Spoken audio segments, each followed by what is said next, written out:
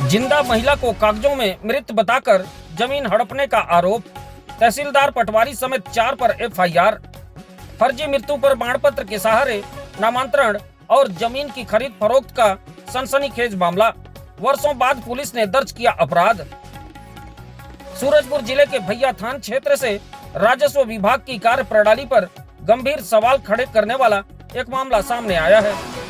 आरोप है कि एक जीवित महिला को सरकारी अभिलेखों में मृत घोषित कर उसकी कृषि भूमि का नामांतरण कराया गया और बाद में उसकी जमीन की खरीद फरोख्त भी कर दी गई। मामले की जांच के बाद झिलमिली पुलिस ने तत्कालीन तहसीलदार, तत्कालीन हल्का पटवारी सहित 4 लोगों के खिलाफ गंभीर धाराओं में एफआईआर दर्ज कर विवेचना शुरू कर दी है। पुलिस के मुताबिक झिलमिली थाना में दर्ज अपराध क्रमांक 185/2026 के तहत तत्कालीन तहसीलदार संजय कुमार राठौर, तत्कालीन हल्का पटवारी एंजेलिना भगत, वीरेंद्रनाथ दुबे और कमलेश दुबे को आरोपी बनाया गया है।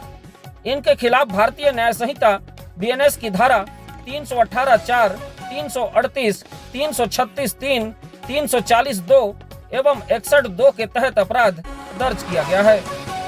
प्रारंभिक जांच में सामने आया है कि ग्राम कोसलारी निवासी शैल कुमारी दुबे ने वर्ष 1976 में कृषि भूमि विधिवत खरीदी थी और वर्षों तक वह उसकी वैध संपत्ति रही। आरोप है कि वर्ष 2024 में फर्जी मृत्यु प्रमाण पत्र और झूठे शपथ पत्र के आधार पर उन्हें कागजों में मृत घोषित कर दिया गया, जिसके बाद राजस्व अभिलेखों से उसका नाम काटकर भूमि का नामांतरण वीरेंद्रनाथ दुबे के पक्ष में कर दिया गया। इतना ही नहीं, नामांतरण आदेश के कुछ ही दिनों बाद भूमि का एक हिस्सा बंटवारे के माध्यम से कमलेश दुबे को दिया गया और शेष हिस्से की बिक्री अन्य लोगों को कर दी गई। पुलिस जांच के दौरान राजस्व अभिलेख, गवाहों के बयान और विभागीय जांच रिपोर्ट में फर्जीवाड़े के पर्याप्त आधार मिले हैं।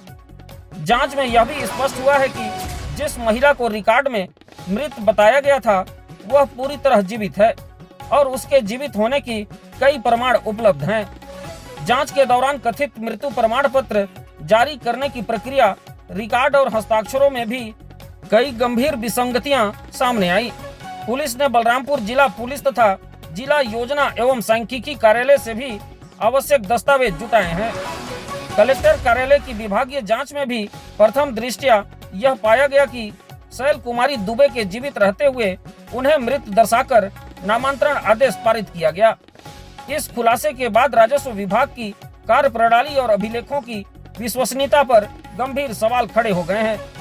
झिलमिली पुलिस का कहना है कि मामले में विस्तृत जांच जारी है। जांच के दौरान यदि अन्य लोगों की भूमिका सामने आती है तो उन्हें भी आरोपी बनाया जाएगा।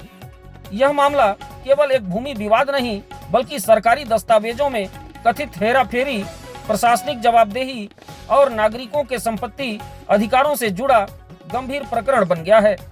यदि आरोप सिद्ध होते हैं तो यह जिले के सबसे बड़े राजस्व फर्जीवाड़ों में से एक माना जाएगा।